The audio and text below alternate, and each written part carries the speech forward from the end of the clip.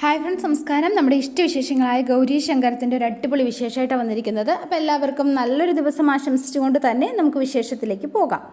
അപ്പോൾ തുടങ്ങുമ്പോൾ തന്നെ കാണുന്നത് വേണീനെയും മുത്തശ്ശിയെയും നന്ദിനി അമ്മേനെയാണ്. അപ്പോൾ മുത്തശ്ശി ഇങ്ങനെ മുഖം വീർപ്പിച്ച് നിൽക്കുകയാണ്. അപ്പോൾ വേണി ഇങ്ങനെ പിണക്കം മാറ്റാനായിട്ട് മുത്തശ്ശിയുടെ പുറകിന് കൂടിയിരിക്കുക കേട്ടോ. മുത്തശ്ശി ദേ മുത്തശ്ശിയുടെ അത്ര പക്വതയൊന്നും എനിക്കില്ല കേട്ടോ.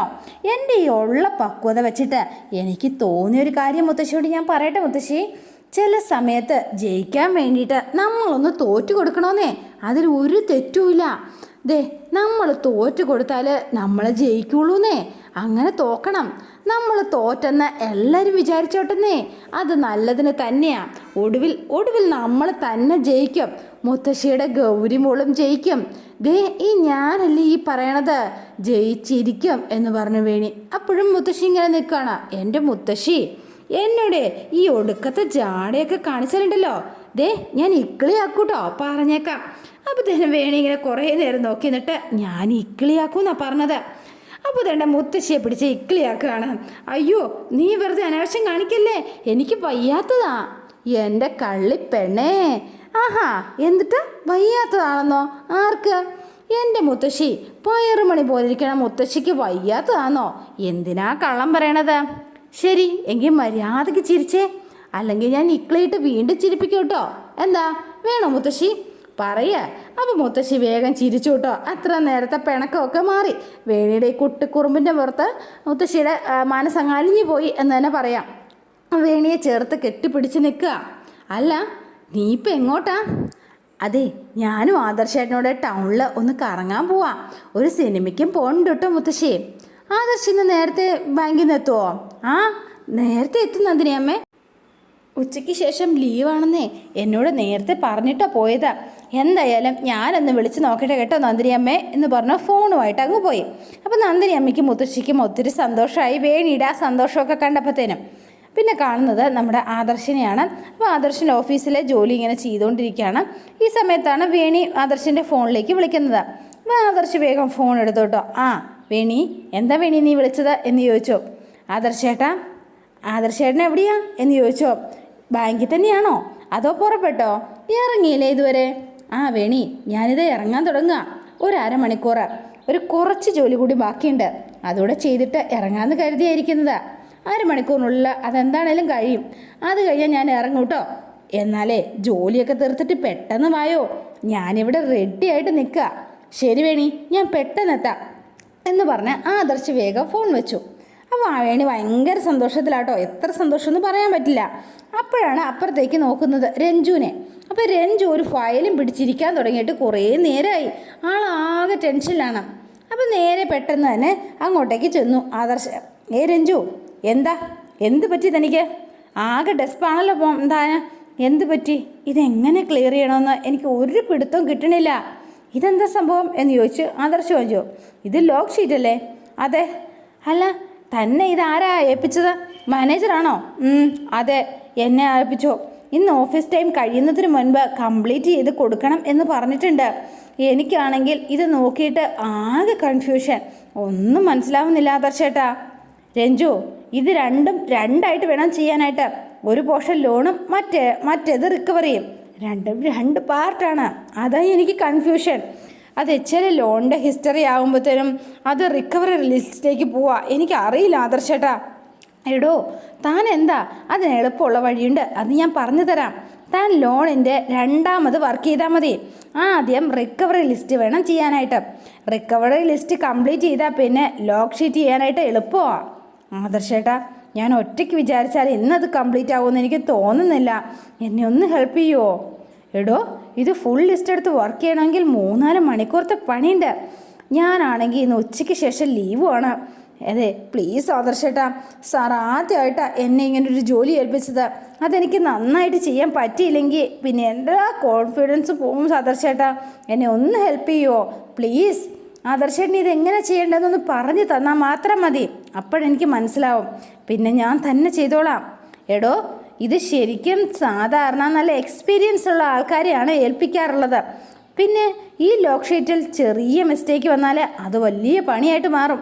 ഒരു കാര്യം ചെയ്യാം, ഇതൊന്ന് വർക്ക് ചെയ്തു തരാം. താൻ കണ്ടു പഠിച്ചോണം കേട്ടോ. എന്നിട്ട് വേണം ലോങ് ഷീറ്റ് എങ്ങനെയാണ് പ്രിപ്പയർ ചെയ്യണമെങ്കിൽ 1-2 എണ്ണം ഞാൻ ചെയ്ത് കഴിയുമ്പോൾ തനിക്ക് മനസ്സിലാവും. പിന്നെ തനിക്ക് ഒറ്റയ്ക്ക് ചെയ്യാൻ പറ്റും. ഓക്കെ അല്ലേ? ആ മതി. ആദർശേട്ടൻ എന്നെ ഒന്ന് ജസ്റ്റ് കാണിച്ചു തന്നാൽ മാത്രം മതി. ബാക്കി എനിക്ക് ഈസി ആയിരിക്കും. അപ്പോൾ ആദർശ് ഓരോന്നിങ്ങനെ പറഞ്ഞു കൊടുക്കണം. അപ്പോൾ രഞ്ജു ശരിക്കും അതൊന്നും അല്ല ശ്രദ്ധിക്കുന്നത്, ആദർശിൻ്റെ മുഖത്താണ് നോക്കിയിരിക്കുന്നത്. അപ്പോൾ പിന്നെ നമ്മൾ കാണുന്നത് നമ്മുടെ ചാരങ്ങാട്ട് വീട്ടിലാണ് നമ്മുടെ രാധാമണി തങ്കച്ചിനെയും അതുപോലെ തന്നെ അടിമക്കണ്ണിനെയും.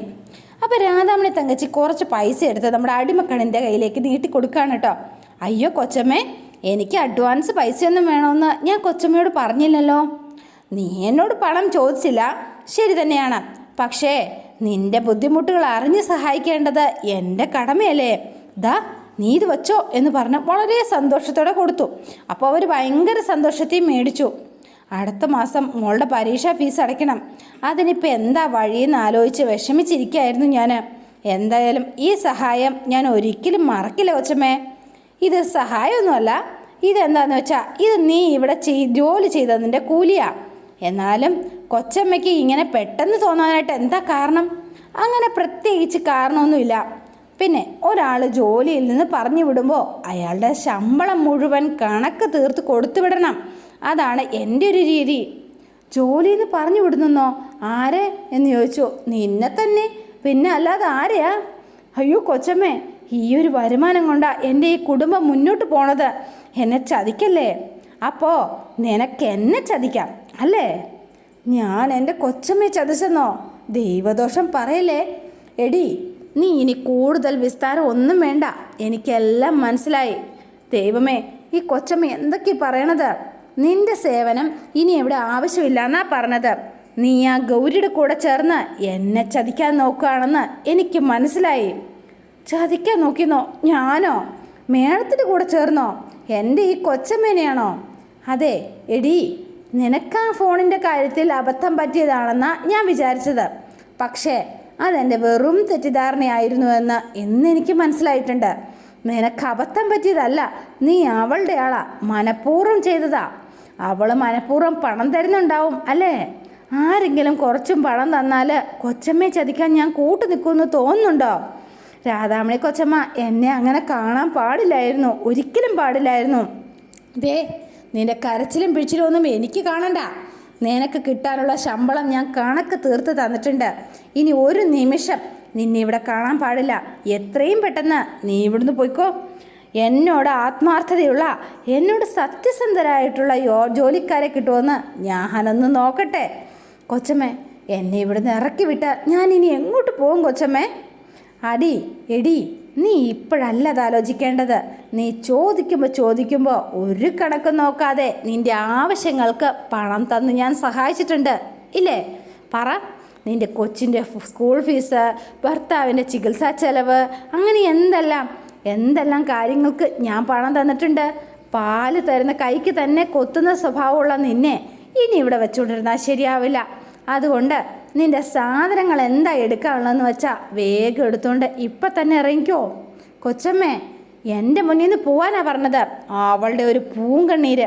അപ്പോൾ ഇവർ ഇനി പറഞ്ഞിട്ട് കാര്യമില്ല എന്ന് മനസ്സിലാക്കി കരഞ്ഞുകൊണ്ട് അകത്തേക്ക് കയറി പോവാണ്.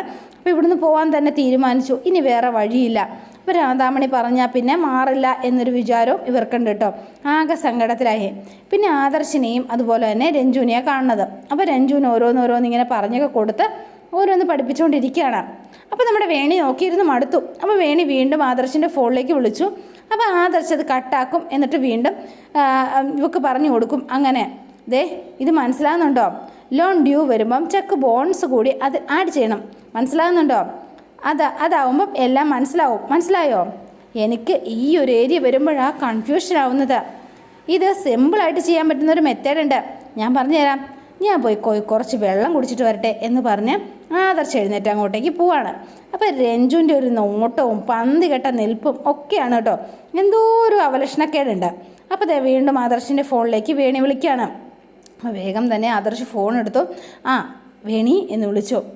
എന്താ മനുഷ്യ ഇത്? നിങ്ങളിതിപ്പോൾ എവിടെയാണ് മനുഷ്യ? നിങ്ങളുടെ ഫോണിലേക്ക് ഞാൻ എത്ര തവണ വിളിച്ചു, നിങ്ങൾ എന്താ ഈ ഫോൺ എടുക്കാഞ്ഞത് എന്ന് ചോദിച്ചു. നീ ഇനി ഇങ്ങോട്ടേക്ക് വരണ വഴിക്കെങ്ങാനും നിങ്ങൾക്ക് എന്തെങ്കിലും പറ്റിക്കാണുമെന്ന് ഞാൻ പേടിച്ചു പോയി. നിങ്ങൾ എന്തിനാ എന്നെ ഇങ്ങനെ ടെൻഷൻ അടിപ്പിക്കുന്നത്? ഞാൻ എന്താ മത്താപ്പ്? എൻ്റെ പൊന്നു വേണി, നീ വെറുതെ പേടിക്കൊന്നും വേണ്ട. എനിക്കൊരു കുഴപ്പമില്ല. ഞാൻ സേഫായിട്ട് ബാങ്കിൽ തന്നെയുണ്ട്. എന്താ, നിങ്ങൾ ബാങ്കിലുണ്ടെന്നോ? അപ്പം നിങ്ങൾ ഇതുവരെ അവിടെ നിന്ന് ഇറങ്ങിയില്ലേ? ഇല്ല, ഇറങ്ങിയില്ല. ഇറങ്ങാൻ പറ്റിയില്ല. എന്തൊട്ട് വർത്തമാനം അനുഷ നിങ്ങൾ പറയണത്?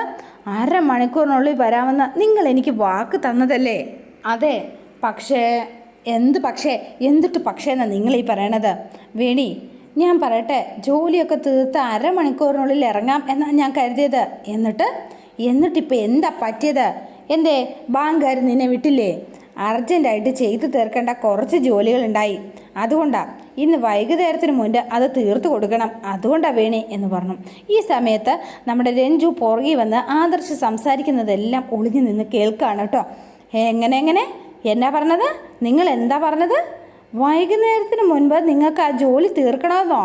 വേണി, നീ ഒന്ന് മനസ്സിലാക്ക്. നീ ഈ ജോലി കഴിയാതെ എനിക്ക് ഇവിടുന്ന് വരാൻ പറ്റില്ല. അതെ മത്താപ്പേ, ഞാൻ വെറും വാഷ് ഔട്ട് ടീമാണെന്ന് നിങ്ങൾ കരുതരുത് കേട്ടോ. വേണി, ഞാൻ പറയണത് നീ ഒന്ന് കേൾക്ക്. ദേഷ്യപ്പെടാതെ. എനിക്കൊരു തേങ്ങ കേൾക്കണ്ട. നിങ്ങൾക്ക് എന്നെ പുറത്ത് കൊണ്ടുപോകാൻ താല്പര്യമില്ല. അതല്ലേ സത്യാവസ്ഥ. അതുകൊണ്ടല്ലേ നിങ്ങൾ എന്നോട് ഈ പണി കാണിച്ചത്. വേണി, നീ വിചാരിക്കുന്ന പോലെയൊന്നും അല്ല കാര്യങ്ങൾ. അങ്ങനെ തന്നെയാണ് കാര്യങ്ങൾ. ഒരു സിനിമയ്ക്ക് പോകാൻ ആഗ്രഹമുണ്ടെന്ന് ഞാൻ ഇന്നലെ പറഞ്ഞപ്പോൾ നിങ്ങൾക്ക് പറ്റില്ല എങ്കിൽ പറ്റില്ല എന്ന് അപ്പം പറയായിരുന്നില്ലേ? ഓ, ആദർശപ്പെട്ടു നിങ്ങൾ. എന്നിട്ട് എന്താ ചെയ്തത്? ഉച്ചയ്ക്ക് തന്നെ ഞാൻ കെട്ടിയെടുക്കും, നീ അങ്ങ് റെഡി ആയിട്ടിരുന്നോ. ഇതൊക്കെ പറഞ്ഞത് ഞാനാണോ? നിങ്ങൾ തന്നെയല്ലേ? സ്വന്തം ഭാര്യയ്ക്ക് ഒരു വാക്ക് കൊടുത്താൽ സ്നേഹമുള്ള ഭർത്താക്കന്മാരാണെങ്കിൽ അത് പാലിക്കും. നിങ്ങൾ വേറൊരു മത്താപ്പാണെന്ന് വീണ്ടും വീണ്ടും നിങ്ങൾ തെളിയിച്ചുകൊണ്ടിരിക്കുക. വേണി, നീ ഇങ്ങനെ ബഹളം ഉണ്ടാക്കല്ലേ. മാക്സിമം നേരത്തെ എത്താൻ നോക്കാം. വേണ്ട, നിങ്ങൾ വരണ്ട. എനിക്ക് എവിടേക്ക് പോവുകയും വേണ്ട. ഇനിയേ നിങ്ങൾ നിങ്ങളുടെ ബാങ്കിനെയും കെട്ടിപ്പിടിച്ച് അവിടെ ഇരുന്നോ. ഒരു വാഷ് ഔട്ട് ഭർത്താവ് വന്നിരിക്കുന്നു എന്ന് പറഞ്ഞ് വേണി ഫോൺ കട്ട് ചെയ്ത് ചാടിത്തുള്ളി അങ്ങോട്ടേക്ക് പോവാണ് കേട്ടോ, ദേഷ്യത്തിൽ. അപ്പോൾ കസേരയോട് മാറങ്ങോട്ട് എന്നൊക്കെ പറഞ്ഞ്. അപ്പോൾ ഇതെല്ലാം രഞ്ജു കേട്ടിട്ട് വേഗം രഞ്ജു ഇതേ സീറ്റിൽ പോയിരുന്നു. അപ്പോൾ ആദർശ് ആകെ ടെൻഷൻ അടിച്ച് നിൽക്കുകയാണ്. അപ്പോൾ രഞ്ജു ഉടനെ അടുത്ത് വന്നിട്ട്, സോറി ആദർശേട്ടാ. സോറിയോ? എന്തിനാ രഞ്ജു? അല്ല, ആദർശേട്ടൻ്റെ വൈഫ് ആദർശേട്ടനെ വെയിറ്റ് ചെയ്യുമായിരുന്നു എന്ന് എനിക്കറിയില്ലായിരുന്നു. അതൊന്നും സാരമില്ല രഞ്ജു. ആദർശേട്ടൻ്റെ വൈഫിനോട് ഞാൻ വേണേൽ സംസാരിക്കാം. വേണ്ട, അതൊന്നും വേണ്ട. അവളുടെ പിണക്കം ഞാൻ മാറ്റിക്കോളാം. എന്നാലും ഞാൻ കാരണം നിങ്ങൾ തമ്മിൽ ഞാനും വൈഫും ഒരുമിച്ചെന്ന് പുറത്തു പോകാനായിട്ട് പ്ലാൻ ചെയ്തതായിരുന്നു.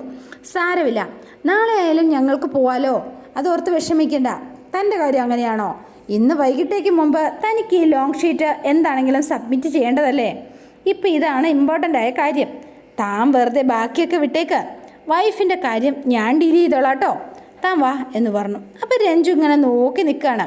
എന്താടോ താൻ എന്താ എന്നെ ഇങ്ങനെ നോക്കുന്നത്? എൻ്റെ ലൈഫിൽ ആദ്യമായിട്ടാണ് ഒരാൾ ഇത്രയും എനിക്ക് പ്രയോറിറ്റി തരുന്നത്. എൻ്റെ ജീവിതത്തിൽ തന്നെയാണ്. താൻ എന്നെ വെറുതെ തള്ളിമറിച്ചിടുവോ രഞ്ജു? സമയം കളയാനില്ല, വേഗമാവട്ടെ. ബാക്കി വർക്ക് കംപ്ലീറ്റ് ചെയ്യാം എന്ന് പറഞ്ഞുകൊണ്ട് ആദർശും രഞ്ജുവും വീണ്ടും പോയി കംപ്ലീറ്റ് ചെയ്യാണ്. അപ്പോൾ തന്നെ നമ്മുടെ രാധാമണിയുടെ വലം കൈ പോവാനായിട്ട് റെഡി ആയിക്കൊണ്ട് നിൽക്കുകയാണ്. അപ്പോൾ സാരിയൊക്കെ പെറുക്കി വെച്ചു. ആളാകെ കരഞ്ഞ് പിഴിഞ്ഞൊക്കെ പോവാണ് ബാഗ് കൊടുത്ത്. അപ്പോൾ അതേണ്ട ഗൗരി അങ്ങോട്ടേക്ക് വന്നു. എന്തു പറ്റി? എന്തിനാ കരയണത്? എന്താ നിങ്ങളെന്താ വീട്ടിലാർക്കെങ്കിലും സുഖമില്ലാതായോ? എന്തു പറ്റി? എൻ്റെ ജോലി പോയി മാഡം. എന്നെ ഈ വീട്ടിൽ കണ്ടു പോവരുതെന്നാണ് കൊച്ചമ്മ പറഞ്ഞിരിക്കുന്നത്. അമ്മ നിങ്ങൾ ജോലിയെന്ന് പറഞ്ഞു വിട്ടോ? എന്തിന്? എന്താ കാര്യം? അത് പിന്നെ കാര്യം എന്താണെന്നൊന്നും എനിക്കറിയില്ല മാഡം. പക്ഷേ കൊച്ചമ്മ എന്തൊക്കെയോ പറയുന്നുണ്ടായിരുന്നു, എനിക്ക് മനസ്സിലായില്ല. ഈ മാസത്തെ ശമ്പളം തന്നിട്ട് പോയിക്കോളാൻ പറഞ്ഞു. +2 പഠിക്കുന്ന ഒരു മോളുണ്ട് എനിക്ക്. അതിനെ പഠിപ്പിക്കണം. പിന്നെ കെട്ടിയോന് ഒരു ആക്സിഡൻറ്റ് പറ്റി കിടപ്പിലാണ്. അദ്ദേഹത്തെ നോക്കണം. എൻ്റെ ഈ ഒരു വരുമാനം കൊണ്ടാണ് കുടുംബം കഴിഞ്ഞു പോകുന്നത് തന്നെ. ഇനിയിപ്പം ഞാൻ എന്ത് ചെയ്യും? എനിക്കറിയില്ല മാഡം, എനിക്കൊന്നും അറിയില്ല എന്ന് പറഞ്ഞു. എന്നിട്ട് പോകാൻ തുടങ്ങിയപ്പം നിൽക്ക്, പോകാൻ വരട്ടെ, അമ്മയോട് ഞാനൊന്ന് സംസാരിച്ച് നോക്കട്ടെ. എനിക്ക് വേണ്ടിയിട്ട് മാഡം വെറുതെ രാധാമണി കൊച്ചമ്മയോട് സംസാരിക്കുമെന്നോ? ഞാനൊന്ന് പറഞ്ഞു നോക്കാം. ചിലപ്പോൾ അമ്മ അനുസരിച്ചാലോ, അല്ലെങ്കിൽ കേട്ടാലോ. രാധ കൊച്ചമ്മ ഒരു തീരുമാനം എടുത്താൽ പിന്നെ ആര് പറഞ്ഞാലും കേൾക്കില്ല. നമുക്ക് നോക്കാം, നിങ്ങൾ എൻ്റെ കൂടെ വാ എന്ന് പറഞ്ഞ് ഇവരെയും കൂട്ടിക്കൊണ്ട് ഗൗരി അങ്ങോട്ടേക്ക് ചെല്ലാണ്. നീ ഇതുവരെ പോയില്ലേ എന്ന് ചോദിച്ചു രാധാമണി. അമ്മേ, നമ്മുടെ വീടിനെ ആശ്രയിച്ച് കഴിയുന്നവരാണിവർ. ഇവരുടെ ഭാഗത്തുനിന്ന് എന്തെങ്കിലും തെറ്റുണ്ടായിട്ടുണ്ട് എങ്കിൽ അമ്മ അത് ക്ഷമിക്കണം. ഇവരെ പറഞ്ഞു വിടരുത്. ഇവക്ക് വേണ്ടിയിട്ട് നീ വക്കാലത്ത് പറയാൻ വന്നില്ലെങ്കിലേ അതിശയമുള്ളൂ. അമ്മേ, ഇവർക്ക് +2 പഠിക്കുന്ന ഒരു മകളുണ്ട്. എവിടുന്ന് കിട്ടുന്ന വരുമാനം കൊണ്ടാണ് ആ കുട്ടിയെ പഠിപ്പിക്കുന്നത്. അതുകൊണ്ടാണ് ഇവരുടെ ഭർത്താവാണെങ്കിൽ സുഖമില്ലാതെ വർഷങ്ങളായിട്ട് കിടപ്പുമല്ലേ. നമ്മളിപ്പോൾ പെട്ടെന്ന് ഇവരെ പറഞ്ഞു വിട്ടാൽ ഇവർക്കൊരു ജോലി കിട്ടാൻ ബുദ്ധിമുട്ടായിരിക്കും. വീട്ടു ജോലിക്കാർക്ക് ജോലി കിട്ടാൻ ഒരു ബുദ്ധിമുട്ടുമില്ല. ഇവൾ ഏതെങ്കിലും ഒരു വീട്ടു ജോലി കണ്ടുപിടിച്ചോളും. അതോർത്ത് നീ വെറുതെ വിഷമിക്കാൻ നിൽക്കണ്ട എന്ന് പറഞ്ഞു. അപ്പോൾ രാധ പോകാൻ തുടങ്ങിയപ്പം, അമ്മേ, എത്ര വർഷമായിട്ട് ഈ സ്ത്രീ ഇവിടെ ജോലി ചെയ്യുന്നുണ്ട്. ഇവിടെയുള്ളവർക്കെല്ലാം ഒരുപാട് തവണ ഇവരാഹാരം വെച്ച് വിളമ്പി തന്നിട്ടില്ലേ അമ്മേ? ആ തോർത്തെങ്കിലും ഈ ഒരു തവണത്തേക്ക് അമ്മ ഇവരോടൊന്ന് ക്ഷമിക്കണം പ്ലീസ് അമ്മേ. ഇനി ഇവരുടെ ഭാഗത്തുനിന്ന് യാതൊരു തെറ്റും ഉണ്ടാവില്ല, അത് ഞാൻ ഉറപ്പ് തരാം. ശരി, നീ ഇത്രയൊക്കെ പറഞ്ഞ സ്ഥിതിക്ക് ഞാൻ സമ്മതിച്ചില്ലായി. ഇനി വേണ്ട, ഇവളിവിടെ നിന്നോട്ടെ. അപ്പോൾ ഭയങ്കര സന്തോഷമായിട്ടോ ഗൗരിക്ക്. ഇവളിവിടെ നിൽക്കുന്നതൊക്കെ കൊള്ളാം, പക്ഷേ ഒരു കണ്ടീഷനുണ്ട്. എന്താ അത് എന്ന് ചോദിച്ചോ. ഇനി ഇവൾ എന്തെങ്കിലും തെറ്റ് കാണിച്ചാൽ ഇവളോട് ഞാൻ ചോദിക്കില്ല. ചോദ്യവും പറച്ചിലും ഒക്കെ നിന്നോടായിരിക്കും. ഓക്കെ, അത് നീ മറക്കണ്ട എന്ന് പറഞ്ഞുകൊണ്ട് രാധാമണി അകത്തേക്ക് അങ്ങ് കയറിപ്പോയി. അപ്പോൾ വേഗം സന്തോഷമായി. എൻ്റെ മേഡത്തിനെ ഞാൻ സമ്മതിച്ചു. ആദ്യമായിട്ടാണ് കൊച്ചമ്മ ഒരു തീരുമാനം എടുത്തിട്ട് അത് വേറൊരാൾ പറഞ്ഞിട്ട് മാറ്റുന്നത്. ദേ നോക്ക്, നിങ്ങൾ എന്ത് തെറ്റാ ചെയ്തതെന്നൊന്നും എനിക്കറിയില്ല. പക്ഷേ എന്താണെങ്കിലും ഇനി അതുപോലൊന്നും ആവർത്തിച്ചേക്കരുത്. പഠിക്കുന്ന ഒരു കുട്ടി നിങ്ങളുടെ വീട്ടിലുണ്ട് എന്ന് ഒരൊറ്റ കാരണം കൊണ്ടാണ് ഞാൻ നിങ്ങൾക്ക് വേണ്ടിയിട്ട് അമ്മയോട് സംസാരിച്ചത്. ഇല്ല മാഡം, ഇല്ല, ഇനി ഒരു തെറ്റും ഞാൻ ചെയ്യില്ല. ഇനി മുതൽ മേഡമാണ് എൻ്റെ യഥാർത്ഥ കൊച്ചമ്മ, എൻ്റെ മേഡം, യഥാർത്ഥ മേഡം എന്ന് പറഞ്ഞു. അപ്പോൾ ഗൗരി ഒന്നും മിണ്ടിയില്ല. ഗൗരി അകത്തേക്ക് അങ്ങ് കയറിപ്പോയി. അപ്പോൾ ഇനി അടുത്ത ഗൗരിയുടെ പക്ഷം ചേരാനാണ് ഇവരുടെ പ്ലാൻ. ഇനി അടുത്ത എന്താണെങ്കിലും മേഡമായിട്ട് തന്നെ അംഗീകരിക്കാനായിട്ട് തീരുമാനിച്ചു കേട്ടോ. പിന്നെ കാണുന്നത് നമ്മുടെ വേണീനെയാണ്. വേണിയാകെ ഭയങ്കര കട്ടക്കലിപ്പിലാണ്. അപ്പോൾ വേണ്ട നമ്മുടെ നന്ദിനി അമ്മ ചായയായിട്ട് വരികയാണ്. വേണി മോളെ, നീ എന്താ ഇവിടെ വന്ന് നിൽക്കുന്നത്? നീ എന്താ നന്ദിനി അമ്മയോട് പിണക്കാണോ എന്ന് ചോദിച്ചു. എനിക്ക് ആരോടും ഒരു പിണക്കമില്ല കേട്ടോ. പിന്നെ എന്തിനാ ഇങ്ങനെ മുഖം വീർപ്പിച്ചിരിക്കണത്? നന്ദിനി അമ്മേ, എൻ്റെ മുഖം ഇങ്ങനെ കേട്ടോ, അതിനിപ്പം ഞാൻ എന്ത് ചെയ്യാനാ എന്ന് ചോദിച്ചു. അപ്പം നന്ദിനി ഒന്ന് ചിരിച്ചു. ആദർശ് വന്നിട്ടുണ്ട്. ആദർശേട്ടൻ വരികയെ പോവേ എന്തിട്ടാന്ന് വെച്ചാൽ ഇഷ്ടത്തിനങ്ങ് ചെയ്തോട്ടെ, അതിനിപ്പം ഞാൻ എന്ത് ചെയ്യണം? ഇതേ നന്ദിനിയമ്മേ, ആന കൊടുത്താലും ആശ കൊടുക്കരുത് എന്നൊരു ചൊല്ലുണ്ട്. ഇന്നേ ആദർശേട്ടൻ എന്നോട് ചെയ്തത് ശരിക്കും അത് തന്നെ എന്നോട് ചെയ്തത് വളരെ മോശമായിപ്പോയി. എന്നെ ഒന്ന് പുറത്ത് കൊണ്ടുപോകാൻ പറ്റുമോ എന്ന് ചോദിച്ചപ്പോൾ പറ്റില്ല എങ്കിൽ അപ്പം തന്നെ പറയണമായിരുന്നു. എനിക്ക് പറ്റില്ല, തിരക്കുണ്ട് എന്ന് പറഞ്ഞാൽ ആ പ്രശ്നം എന്തെങ്കിലും ഉണ്ടാവുമായിരുന്നോ? എന്നിട്ട് അങ്ങേര് എന്തിട്ടാ ചെയ്തത്? നീ റെഡി ആയിരിക്കുക, ഞാൻ ഉച്ചയ്ക്ക് ലീവ് എടുത്ത് വരാം, സിനിമയ്ക്ക് പോവാം, ചുറ്റിക്കറങ്ങാം എന്നൊക്കെയല്ലേ എന്നോട് പറഞ്ഞത്. എന്നിട്ടോ നമ്മളാണെങ്കിൽ ഒരുങ്ങിക്കെട്ടി അങ്ങേര് വിളിക്കുമ്പോൾ അരമണിക്കൂർ അല്ലെ 10 മിനിറ്റ്, 5 മിനിറ്റ്. ഞാൻ എന്തൊട്ടാ അങ്ങേരുടെ കളിപ്പിള്ളയാ? എൻ്റെ പൊന്നോ, അങ്ങേർക്ക് എന്നെ കൊണ്ടുപോകാൻ ഇഷ്ടമില്ല, അത് തന്നെ കാരണം എന്ന് പറഞ്ഞു. മോളെ, ഓഫീസിൽ എന്തെങ്കിലും ഒഴിവാക്കാൻ കഴിയാത്ത തിരക്കുകളുണ്ടായിട്ടുണ്ടാവും, അതായിരിക്കും ആദർശ് അങ്ങനെ ചെയ്തത്. ഇതിൻ്റെ പേരിൽ നിങ്ങൾ 2 പേരും തമ്മിൽ പിണങ്ങരുത്. ഞാൻ ഒരു വഴക്കിനും പോണില്ല. നീ ആദർശിനടുത്തേക്ക് ചെല്ല. നന്ദിനിയമ്മേ, ഞാൻ പോവില്ല കേട്ടോ. ഇങ്ങനെ വാശി പിടിക്കല്ലേ വേണി. ദേ, ഭർത്താവിൻ്റെ തിരക്കുകൾ മനസ്സിലാക്കി കൂടെ നിൽക്കുകയാണ് ഒരു നല്ല ഭാര്യയുടെ കടമ. മനസ്സിലാവുന്നുണ്ടോ നിനക്ക്? നീ അല്ലാതെ പിന്നെ ആരാ അവനെ മനസ്സിലാക്കുന്നത്? ആദർശേട്ടൻ അപ്പം എന്നെ മനഃപൂർവ്വം ഒഴിവാക്കിയതല്ല എന്നാണ് നന്ദിനിയമ്മ പറയണത്. ദേ വേണി, നിനക്ക് എന്നെ വിശ്വാസമില്ലേ? നന്ദിനിയമ്മേനെ എനിക്ക് വിശ്വാസമൊക്കെ ഉണ്ട്. എങ്കിലേ ഞാൻ പറയണത് നീ ഒന്ന് കേൾക്ക്. ആദർശ് ഒരിക്കലും നിന്നെ മനഃപൂർവ്വം ഒഴിവാക്കിയതാവില്ല. അതുകൊണ്ട് അവൻ്റെ തിരക്കുകൾ കാരണം പറ്റിപ്പോയതായിരിക്കും. നീ ഒന്ന് ക്ഷമിക്കുക, നീ ഒന്ന് ചെല്ല്, അവനോട് സംസാരിക്കുക. അപ്പോൾ വേണി ആകെ വാശി പിടിച്ചിങ്ങനെ നിൽക്കുകയാണ്. അതോടെയാണ് ഇന്നത്തെ വിശേഷം അവസാനിക്കുന്നത്. ഇനി നാളത്തെ വിശേഷം ഇതിലും ഗംഭീരമാണ്. അപ്പോൾ എല്ലാവരും വെയിറ്റ് ചെയ്യുക. ഇഷ്ടപ്പെട്ടുവെങ്കിൽ ലൈക്ക് ചെയ്യുക, ഷെയർ ചെയ്യുക, തൊട്ടടുത്ത ആ ബെൽ ബട്ടൺ കൂടെ ഒന്ന് ഞെക്കുകയാണെങ്കിൽ ഞാൻ ഇടുമ്പോൾ തന്നെ നോട്ടിഫിക്കേഷൻ ലഭിക്കുന്നതായിരിക്കും. പുതുപുത്തൻ വിശേഷമായിട്ട് എത്താം. Bye and see you again.